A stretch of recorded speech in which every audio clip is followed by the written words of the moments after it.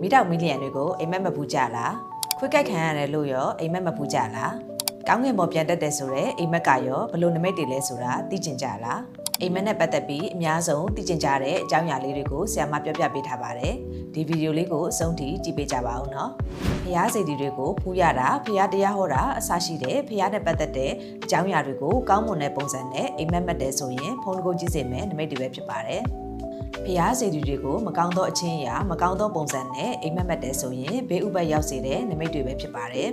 မကောင်းသောပုံစံဆိုတာစေတီအပျက်အစီးတွေမီးလောင်တာမျိုးတွေအစရှိတဲ့ပုံစံတွေပဲဖြစ်ပါတယ်ကောင်းငင်ပေါ်ပြန်တက်သွားတယ်လေပေါ်မှာပြန်ဝဲနေတယ်ဆိုတော့အိမ်မက်တွေမှတ်တယ်ဆိုရင်တော့ထင်ပေါ်ကျော်ကြားစေမယ်နမိတ်တွေပဲဖြစ်ပါတယ်မိတောက်မီလီယံတွေကိုအိမ်မက်မှတ်မယ်ဆိုရင်တော့ဖုန်းကိုကြီးမားစေမယ်နမိတ်တွေပဲဖြစ်ပါတယ်ငွေနဂါးတို့ကိုကောင်းသောအချင်းရာနဲ့အိမ်မက်မှတ်တယ်ဆိုရင်တော့ကိုယ့်ရဲ့အဆောင်ရှောက်တွေကစောင့်ရှောက်ပေးနေတယ်ဆိုတဲ့နမိတ်တွေပဲဖြစ်ပါတယ်